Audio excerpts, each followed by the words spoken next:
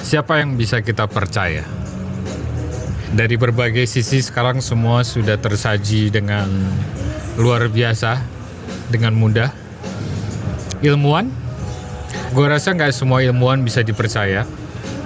Pemerintah, tentunya ada beberapa pihak di pemerintah yang punya agenda. Atau mungkin yang ketiga, pemuka agama. Seperti biasa, kita hanya berdiskusi di sini. Ini bukan motivasi, karena kita bukan motivator, apalagi provokator. Anjing.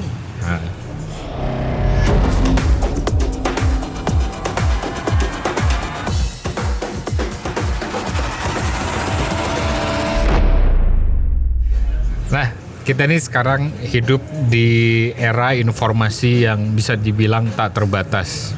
Karena gini, bandingnya sama zaman dulu gitu. Kalau misalnya kita mau nyari referensi, nyari literatur, sekarang tuh dengan sangat mudahnya kita bisa dapetin. Dulu kan kita mesti ke perpustakaan atau nyari orang yang punya buku tertentu gitu. Sekarang enggak. Semuanya ada di hadapan kita. Salah satunya memang itu karena penggunaan internet. Anjing, klasik gini gitu. Kayak semua orang juga udah tahu kali gitu. Tapi mungkin yang lo nggak tahu adalah pengguna internet di Indonesia itu hampir 70%. 77% mungkin, to be exact. Kurang lebih jadi sekitar 140-an lah, 140 juta orang. Segitupun sudah hebat, walaupun BTS masih dikorupsi ya. Tapi 77% itu udah cukup. Angka yang luar biasa. Tentunya banyak manfaat. Kita bisa tahu tentang sejarah, pengetahuan, bahkan yang dulunya orang nggak begitu interest sama matematika gitu, sekarang karena informasi nggak terbatas dan bisa diakses dengan mudah, orang kalau misalnya ngitung apa-apa bisa langsung cari rumus lingkaran gitu, rumus apa gitu, segala macam. Yang nggak nyari ya mungkin cuma orang yang malas aja gitu. Tapi yang menjadi catatan adalah hidup di mana kemudahan akses informasi yang beragam dan cepat, kekurangannya banyak orang tidak memprioritaskan keakuratan informasi. Bisa nangkep ya di sini ya. Saking gampangnya, saking cepatnya, sehingga orang-orang berpikir bahwa akurasi bukan lagi masalah yang penting. Atau bahasa lainnya sebenarnya terlupakan aja sama mereka. Kita tahu memiliki informasi atau pengetahuan buat sebagian orang itu merupakan kebanggaan. Kita tahu tentang ini seolah kita merasa pintar pada saat itu dan kita pengen segera membagikannya ke orang lain. Tapi masalahnya banyak juga orang yang telan mentah-mentah informasi yang mereka dapetin. Udah gitu, udah ditelannya mentah-mentah, di-share pula. Share itu kayaknya termasuk bagian dari ego ya. Kalau misalnya orang nge-share secara buru-buru kan ego orang pengen dianggap paling terdepan, paling up to date.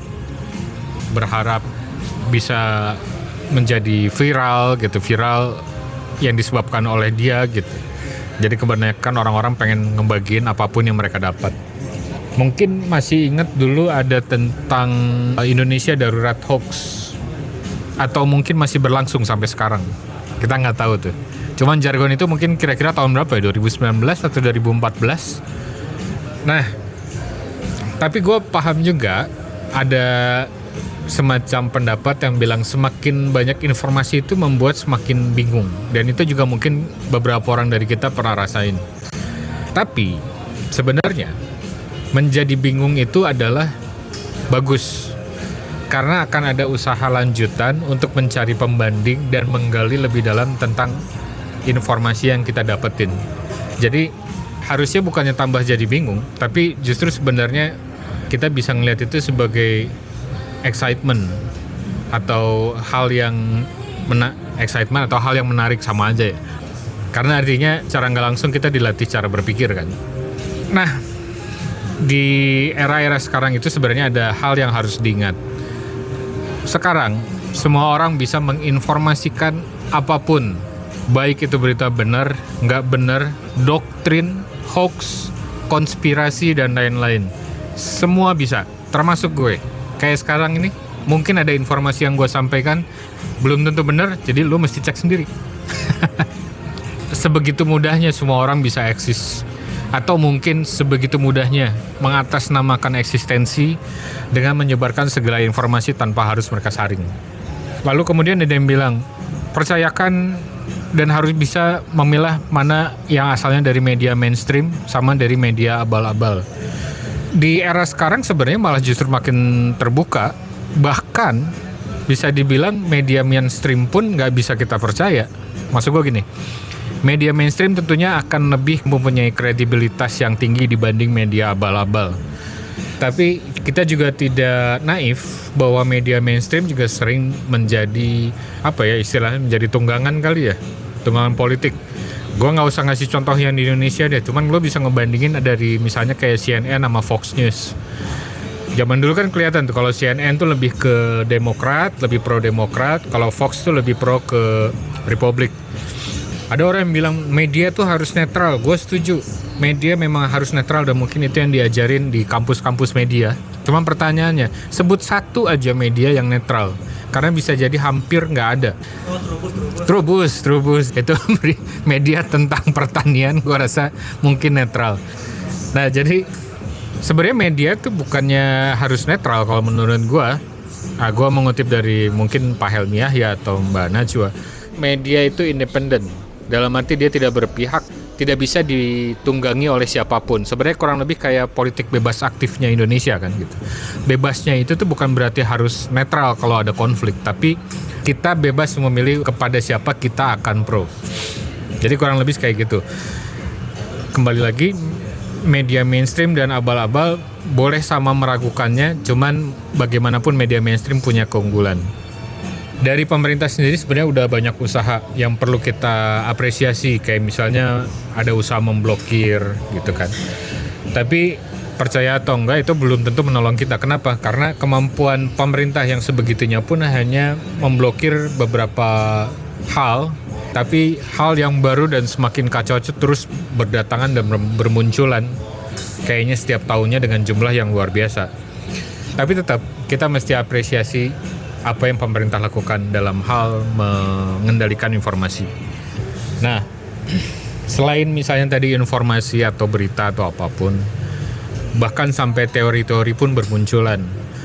Bijaknya adalah kita jangan mengklaim itu langsung sebagai kebenaran. Kayak contohnya juga banyak kan orang yang langsung percaya terhadap teori bumi datar. Siapa di sini yang percaya teori bumi datar? Maksud gue walaupun itu dikit, tapi ada aja yang percaya. Karena begitu berkembangnya teori dan mungkin ada hubungannya dengan literasi juga yang masih kurang, sehingga dengan mudahnya kita menelan itu mentah-mentah dan kemudian di-share seperti tadi yang gue sampaikan di awal. Akhirnya semakin banyak orang-orang yang dibodohi. Mau ngambil pisau ya? Ambil aja pisau. Pelan-pelan gitu. Gue jadi khawatir ya. Tunjukin pisaunya ke kamera ya. Lo gimana gak khawatir coba ditunjukin itu, apa diambil pelan-pelan itu. Nah, selain teori-teori yang bermunculan, ada lagi yang bahkan nih ya, teks yang sudah ada yang udah jelas, kayak misalnya hukum itu pun dipahami orang tuh dengan berbagai macam tafsir. Ngerti gak sih? Bahkan dari informasi yang sudah ada dan diakui aja selama bertahun-tahun, itu pun tafsirnya bisa bermacam-macam. Apalagi informasi yang baru, yang belum terbukti, sangat bahaya kalau misalnya langsung kita telan mentah-mentah. Ini angin ya ampun. Soalnya pasti rambutnya begitu ya. Gue kayak Stockholm juga. Nah gini, saat kita mengolah informasi, yang harus kita lakukan nih ya, ini menurut gue, jadi silakan diskusi lagi. Dan boleh ditambahkan kalau misalnya ada yang punya tips lain atau tips lebih. Yang pertama, begitu kita nerima nih, ada informasi, yang pasti kita mesti diam dulu. Poin berikutnya adalah kendalikan emosi dan ego. Emosi apa? Lo kalau misalnya ngebaca sesuatu, apalagi yang bukan kita dukung, ya atau yang misalnya berseberangan dari kita, itu kan kita pasti emosi gitu kan. Kayak, anjir nih, maksud gue apa-apaan dia ngomong gini nih gitu. Itu kendalikan dulu, emosi yang paling utama. Terus kemudian ego. Ego untuk menjadi terdepan dalam hal informasi, karena nggak usah lah gitu. Lebih baik terbelakang tapi benar daripada terdepan tapi salah. Nah, setelah tadi diam, kemudian mengendalikan emosi dan ego, ada bagusnya kita pikirkan ulang lagi, baca lagi. Kalau bisa sih sebenarnya berpikir dari seolah-olah kita menempatkan diri sebagai orang yang berbeda gitu. Poin berikutnya ada verifikasi dengan benar cek sumber, cek siapa yang bicara, baik itu lembaga atau orang yang menyampaikan. Klasik ya bagian ini ya gitu. Yang membuat ini klasik adalah karena sudah diomongin berulang-ulang tapi tidak pernah, kayaknya nggak banyak orang yang melakukan atau ingat hal ini. Nah, yang terakhir, coba lakukan perbandingan. Cari hal yang kontra dan sudut pandang lain. Ini sebenarnya mirip-mirip sama poin pikirkan ulang lagi. Cuman kalau pikirkan ulang lagi tadi kan kayak berusaha merubah sudut pandang kita dari sisi A ke sisi yang berlawanan atau kontra. Tapi kalau lakukan perbandingan itu kita melakukan usaha dalam arti mencari sumber lain, bacaan lain, informasi lain dari pihak yang kontra. Intinya sebenarnya gini, jangan percaya siapapun dan apapun secara langsung. Terutama, dan mohon-mohon, jangan terjebak teori konspirasi.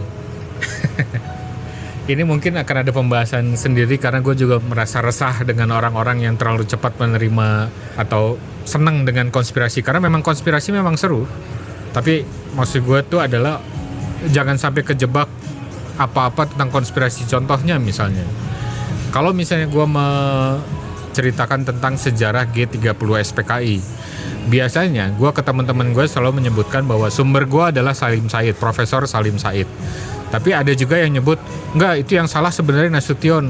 Saya dengar dari sejarawan ini yang nggak tahulah siapa namanya gitu. Nah itu nggak jelas. Cuman orang kayak senang aja menyalahkan pihak lain gitu yang nggak ada dalam studi akademis. Dan mereka memandang itu lebih seru karena itu konspirasi gitu. Kayak misalnya Dewa Jenderal itu sebenarnya jahat, pemikiran konspirasi kayak gitulah gitu. Bukan poin itu yang sampai sekarang pun gue nggak tahu. Tapi apa yang kita terima yang sudah berdasarkan studi akademis mestinya itu yang diambil. Nah, pada akhirnya, ini gue ngomong akhirnya udah berapa kali ya? Sebagai tambahan sebenarnya adalah bisa jadi skeptis itu mungkin perlu. Being skeptical. Tapi tolong bedakan skeptik dengan ignorance. Jadinya, kalau ada YouTuber yang bilang seperti ini, dan mungkin ini benar, memiliki pengetahuan dan informasi itu sekarang bisa dibilang tidak menjadi seksi. Karena semua yang ingin kita tahu itu udah didapat dengan relatif mudah. Sehingga orang yang memiliki banyak informasi tidak lagi menjadi panutan atau standar sebuah kecerdasan. Tapi kemudian yang paling penting adalah gagasan atau hasil pemikiran kita dari informasi dan pengetahuan yang kita terima, yang menjadi kunci manfaatnya untuk kita. Jadi pastikan mengolah informasi dengan benar. Fungsinya adalah untuk cara berpikir kita masing-masing yang sehat. Ini opini, ini diskusi yang digelontorkan. Silakan didiskusikan lagi di akar-akar rumput lainnya. Dari gue seperti ini, bukan juga klaim untuk kebenaran. Kalau lo mau mencari sesuatu yang lebih solutif, silakan cari sendiri. Karena di sini gue cuman pengen menghadirkan sebuah keresahan yang berharapnya beberapa tahun ke depan hal ini tidak menjadi keresahan buat kita semua. Kurang lebih seperti itu. Bye.